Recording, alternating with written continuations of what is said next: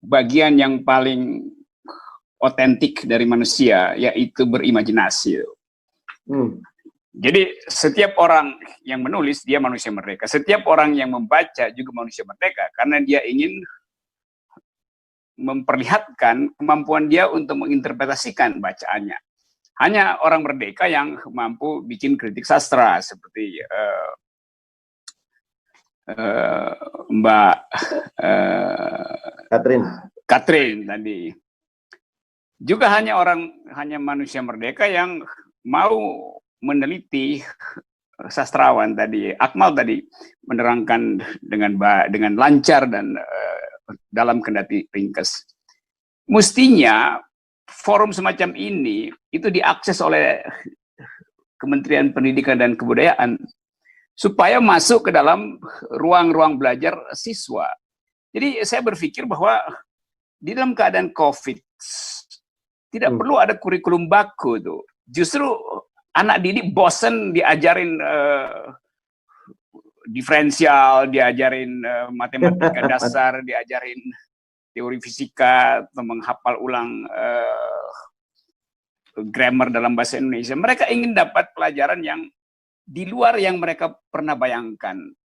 Jadi kan bagus kalau anak didik kita dalam keadaan COVID online diajari oleh Akmal, diajari oleh Ibu Catherine, diajari oleh Mardhani Alisera. Jadi itu fungsinya. Fungsi dari leader adalah mengambil sudut pandang yang unik di dalam keadaan krisis. Ada krisis pendidikan, sudut pandang uniknya adalah kita ajarin sastra. Karena sementara ini orang menganggap sastra itu adalah kerjaan orang yang nggak berani berpikir matematis, yang takut dengan soal-soal teknik segala macam tuh. Saya belajar dari pendidikan menengah, saya SMA-nya ilmu pasti, sekolah pertama fakultas teknik. Tapi saya dari awal ingin baca sastra itu. Dan saya menemukan bahwa di dalam sastra juga ada kecepatan berpikir. Ada logik di dalam sastra itu. Di dalam sastra ada fisika, yaitu mencoba melihat efek dari sebab akibat di dalam kehidupan yang kultural gitu.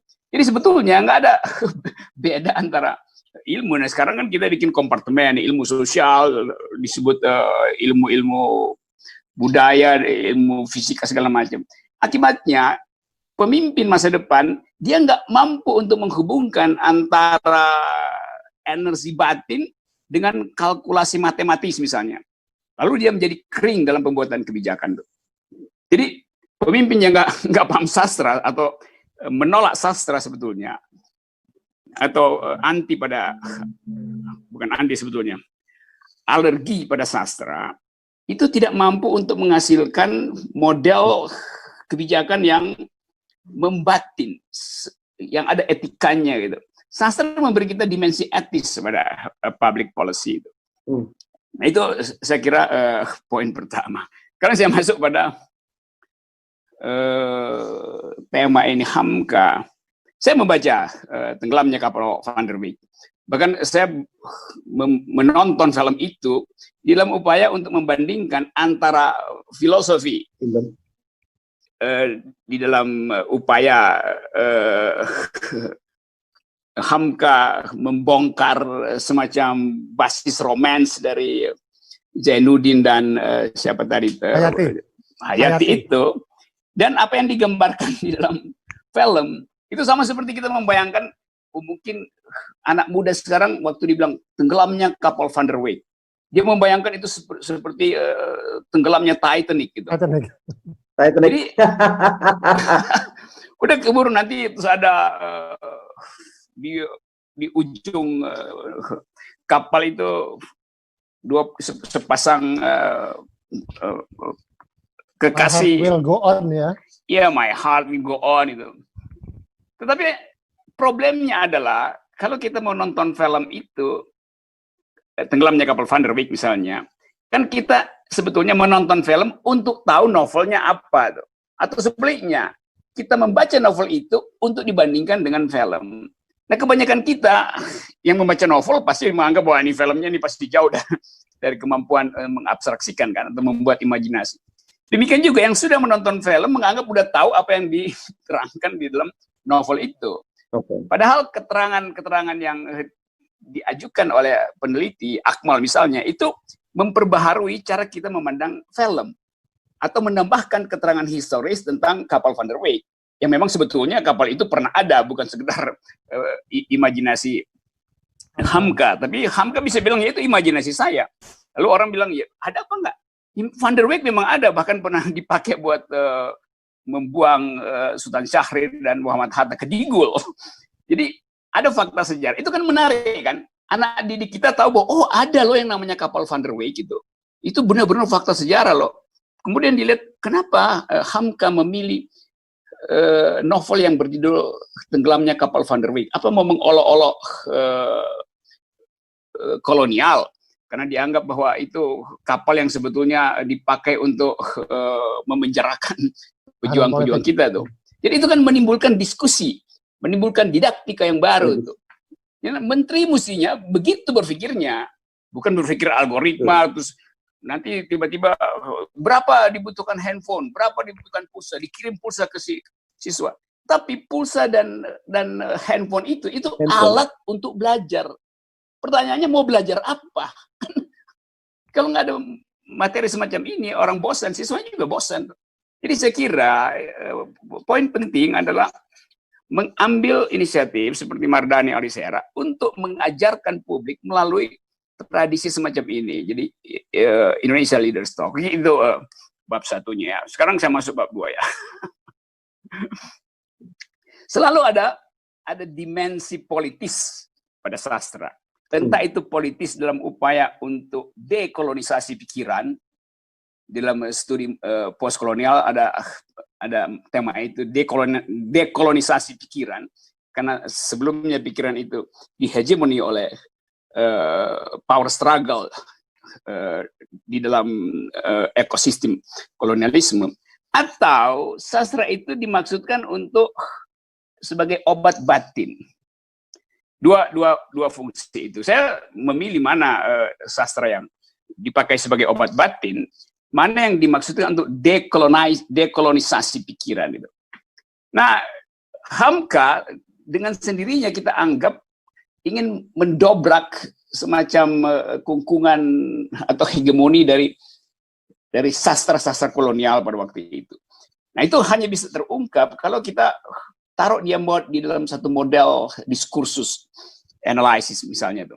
Tapi lepas dari itu mungkin bagian dari ilustrasi. Kita mau ingat Hamka sebagai manusia yang betul-betul merdeka, yang bahkan tidak ingin dikepung oleh pengikutnya. Dalam novel tadi Hamka menganggap bahwa ya jangan kendalikan saya untuk menghasilkan bab terakhir dari novel itu kan. Demikian juga sebagai tokoh yang kemudian masuk di dalam atau bukan masuk, terlibat di dalam kritik politik selama Orde Baru, bahkan selama Bung Karno. Dan dia berbeda pendapat dengan Bung Karno. Tapi dia menganggap bahwa Bung Karno itu presiden. Waktu Bung Karno meninggal, dia perlihatkan penghargaan dia sepenuhnya itu. Dan dia lepaskan seluruh potensi dia untuk membuli Bung Karno. Karena dia bisa bedain antara manusia sebagai pemimpin dan manusia yang otentik di hari-hari terakhirnya kembali pada fitrahnya. Saya kira Hamka punya kemampuan itu. Kemampuan untuk melihat manusia dari dimensi yang paling dalam, itu dimensi kerohanian. Karena itu kita ingat Hamka dalam kemampuan itu. Kemampuan untuk mendamaikan kutipan dari JF Kennedy, bila politik menjadi bengkok, maka sastra akan meluruskannya gitu. Nah, kalau kita pindah dulu ke situ tuh sebentar tuh. Bila politik jadi bengkok, maka sastra akan meluruskannya. Iya, tapi Kennedy lupa bahwa sastrawan juga ada yang bengkok. Bagaimana kalau sastrawan yang bengkok? Siapa yang meluruskan itu? Karena bagi saya, sastrawan itu adalah social critics, cultural critics. Nah, kalau sastrawan berkolaborasi dengan kekuasaan, itu artinya dia jadi bengkok. Kita lihat banyak sastrawan besar, atau jangan sebut besar lah, sastrawan senior di kita di Indonesia sekarang, yang tugasnya adalah membuatkan pidato presiden, menjadi influencer kebijakan presiden pemerintah tuh. Itu sastrawan. Bagaimana mungkin sastrawan berhenti untuk menjadi social critics, berhenti menjadi balancer dalam power relation kalau dia adalah bagian dari kekuasaan. Hamka mengambil jarak itu, bahkan jaraknya dipertahankan habis-habisan, dan kita masih bisa baca esai-esai di majalah apa tadi, Teman masyarakat, Panji Masyarakat. Saya kalau mau lihat waktu saya mahasiswa di Visip UI, tempatnya Akmal mungkin 1 dekade di bawah saya. Kita membaca Panji Masyarakat sebagai majalah oposisi itu. Karena pikirannya lain di situ. Betul. Walaupun dia terengah-engah menjalankan bisnis itu, tapi ada point of view di situ tuh. Di dalam soal itu. Jadi itulah Hamka bagi saya tuh. Nah, saya bayangkan tadi keterangan dari Akmal tadi bahwa Hamka memulai tradisi itu. Tradisi untuk menjadi manusia merdeka dari sejak dia muda itu. Dia memutuskan sendiri itu. Bayangkan misalnya kalau Hamka pada waktu usianya di bawah 30 memutuskan untuk jadi wali kota Solo misalnya. Maka kita kehilangan guru yang menghasilkan legacy di dalam kelurusan batin dan dalam ketajaman satire. Sinisme Hamka kan nggak gila-gilaan, karena itu sinisme Hamka dipakai sekarang tuh. Kerja. Terus orang pinjam Hamka tuh. Iya itu si Jae itu kalau kerja itu kata Hamka, kebo aja kerja itu apa bedanya. Walaupun Hamka udah almarhum, tapi pikiran itu kontekstual dengan kita sekarang. Tiba-tiba orang ingat Hamka waktu memberi kritik pada Presiden Joko Widodo tuh, orang pakai quotation dari Hamka yang bagus sekali itu. Kalau cuma sekedar kerja, kebo di sawah juga kerja tuh.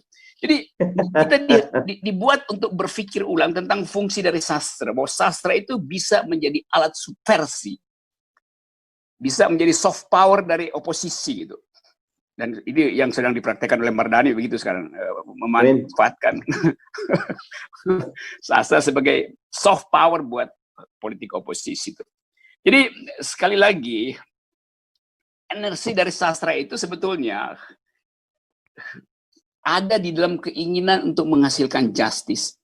Ada di dalam keinginan untuk membongkar ideologi yang bersembunyi di situ. Entah itu ideologi kekuasaan, ideologi ekonomi, ideologi gender. Itu yang diproduksi oleh sastra. Karena itu dia hidup sebagai wacana itu. Bukan sebagai barang mati. Nah, saya bandingkan misalnya kemampuan sastra itu untuk membuat kita terus mengiang di dalam kepala tentang problem-problem yang biasa disebut nihilisme, problem yang biasa disebut sublimasi kekuasaan. Saya selalu mengingat kalau saya baca dulu The Name of the Rose, satu novel dari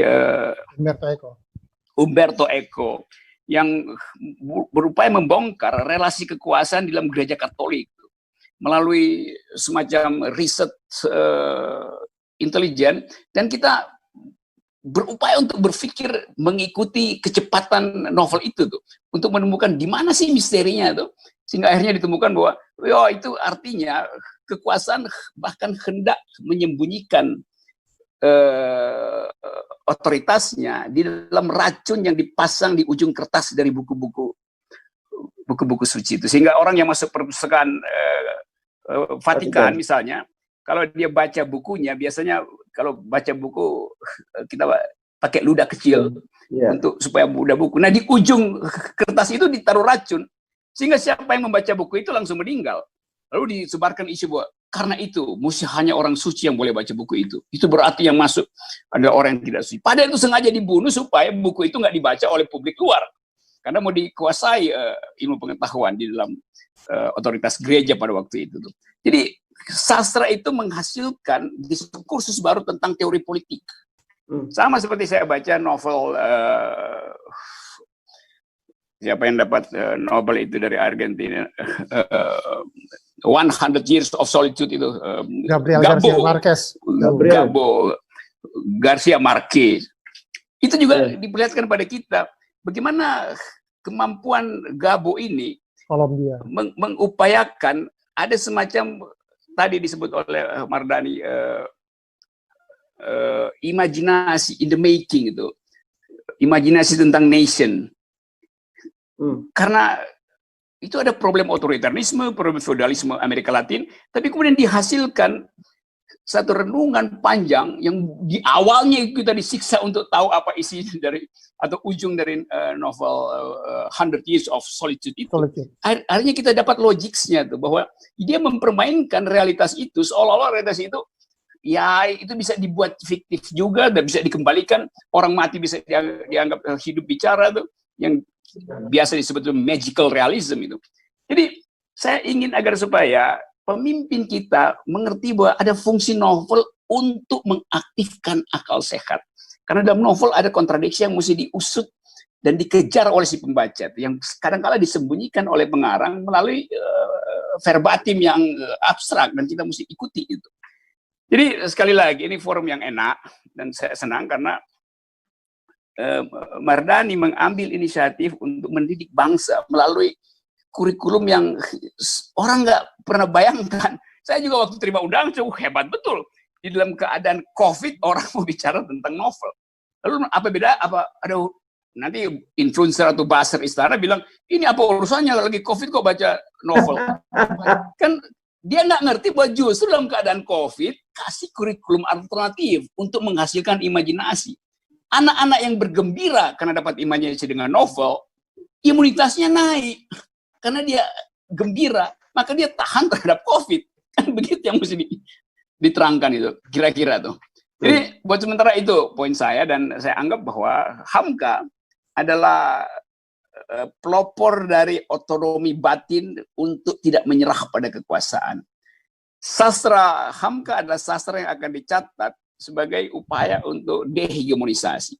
Tapi tentu Katrin Bandel juga tadi menerangkan bahwa kita harus ikut membongkar persembunyian relasi kuasa, relasi kultural di dalam semua novel Indonesia, novel asing. Karena kita mau tahu pretext dari novel itu, sociological foundation dari novel itu, dan dengan cara itu kita bisa memberi semacam tambahan hermeneutics di dalam cara kita membaca.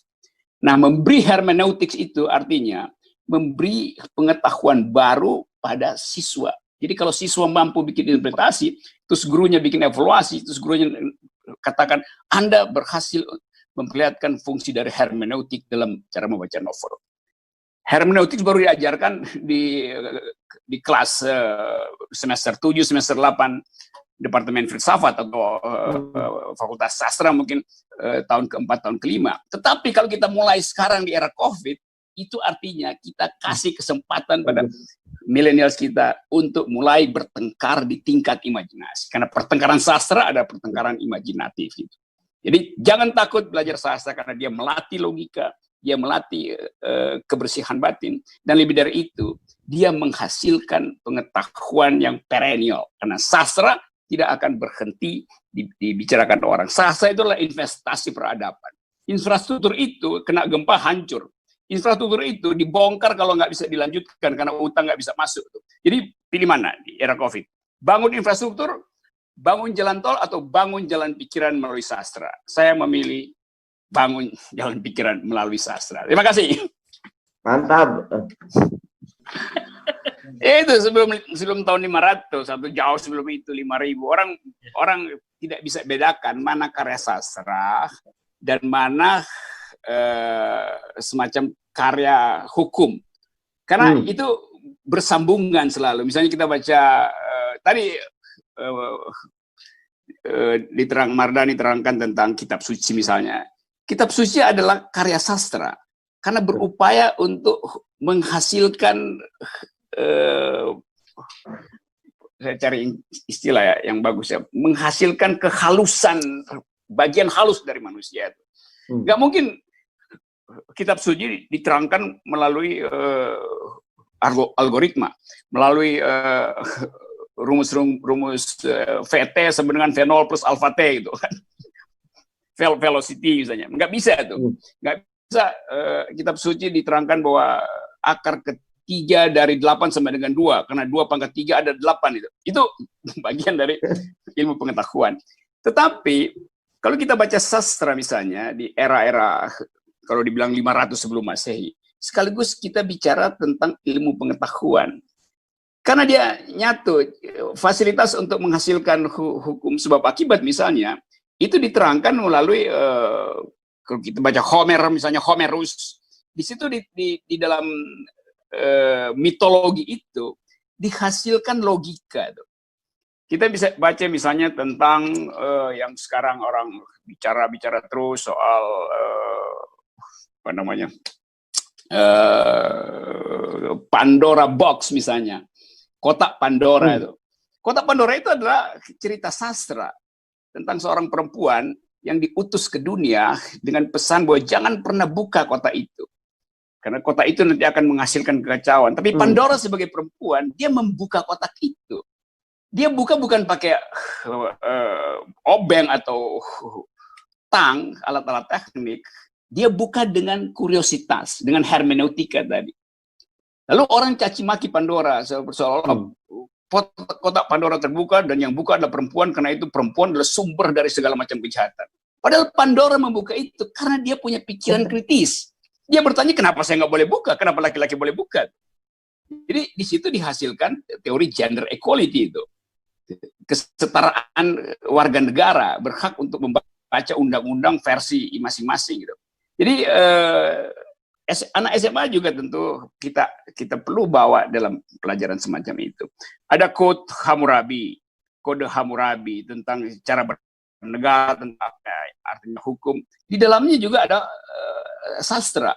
Kalau kita baca kitab-kitab suci juga, kitab suci Ibrani misalnya, ada bagian yang betul sangat indah menerangkan hubungan percintaan yang bahkan dianggap sebagai semacam Kama Sutra. Kitab-kitab Weda juga menghasilkan kesenangan berpikir semacam itu.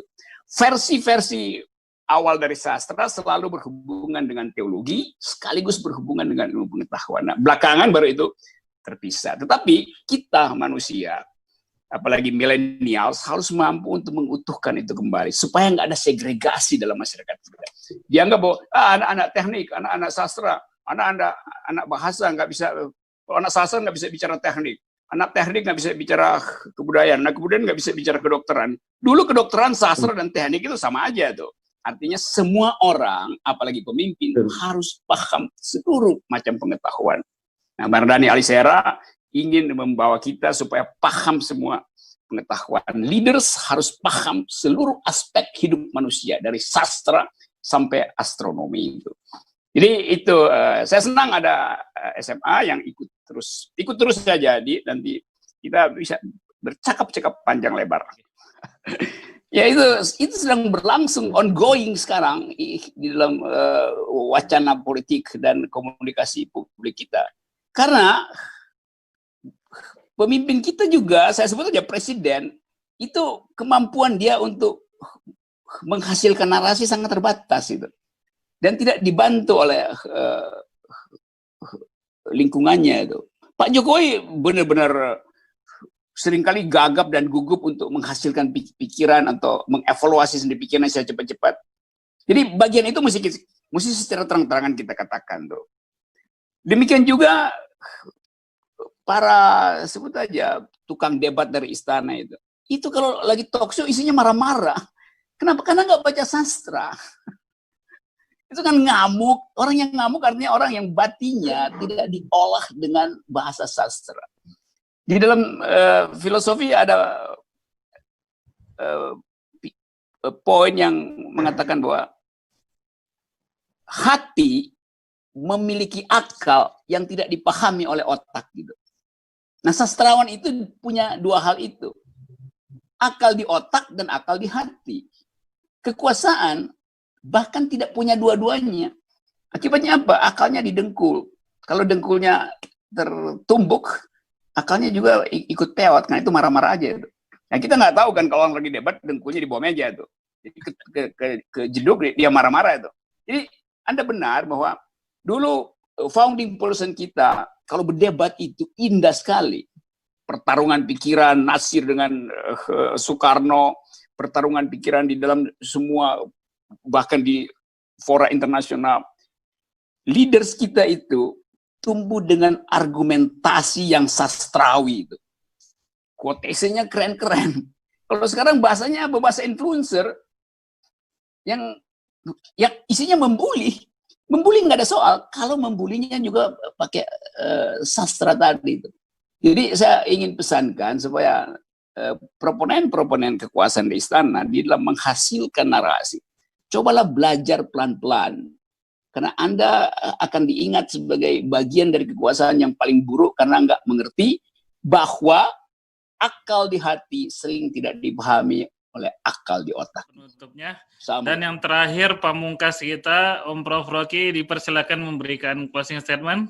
Oh, masih ada? Uset, tadi belum pamungkas tadi. Closing. Waduh, saya mesti cari pamungkas terakhir nih. Iya. Susah itu. Oke, cari akal dulu ya. Tadi saya tertarik keterangan dari Akmal tadi tentang novel Buya Hamka berkunjung ke Delhi. Itu bunyinya. Merantau ke Delhi. Ya. Sehingga saya jadi ingin pergi untuk menikmati semacam imajinasi atau sensasi estetik dari novel itu. Bagaimana Delhi dijadikan lokasi percintaan di dalam novel itu. Jadi membaca novel sebetulnya juga menghasilkan keinginan historis untuk pergi ke satu tempat. Nah, karena itu novel yang juga di dalamnya ada sejarah sebetulnya bisa dijadikan pariwisata. Daripada presiden cuma suruh pergi ke resort ini, resort itu. Ya apa itu, tur apa itu, cuman main-main di kolam renang apa. Ini kan kita pergi ke kolam pikiran gitu. Kalau pergi ke Delhi lalu dapat sejarah Delhi lalu dihubungkan dengan isi romans itu. Sama seperti dulu saya pergi ke Cikembang. Cikembang itu desa di pantai selatan di Pelabuhan Ratu. Itu desa, di situ ada perkebunan, ada batu bara di situ. Tan Malaka pernah jadi buruh tambang batu bara di situ. Kenapa saya pergi ke Cikembang? Itu di bibir laut selatan dan ombaknya itu keren betul. Jadi Anda jangan berenang, dilarang, hanya bisa mandi ombak di situ. Tapi lebih dari itu, karena ada novel dulu, mungkin cerpen itu yang judulnya Catherine mungkin tahu tuh, Rose van Cikembang gitu, bunga mawar dari Cikembang. Itu juga cerita bersambung yang dijadikan novel akhirnya, ditulis oleh seorang Cina tentang kehidupan romans antara mandor perkebunan di Cikembang dengan seorang perempuan desa. Lalu putus, berantakan percintaannya, lalu ada affair berikutnya. Jadi itu sama dengan tadi soal merantau ke Delhi. Jadi kita merantau ke Cikembang. Iya. Jadi saya pergi ke Cikembang untuk sekedar memorizing isi dari novel Rose van Cikembang itu.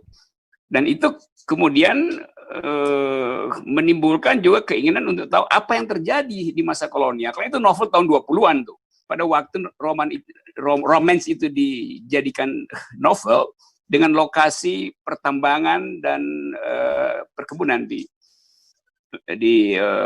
Pelabuhan Ratu di Cikembang itu tuh. Itu soalnya. Nah, tentu ini membutuhkan satu konsorsium untuk menghubungkan pariwisata, sejarah, dan novel. Mestinya begitu tuh, menteri berpikir begitu tuh.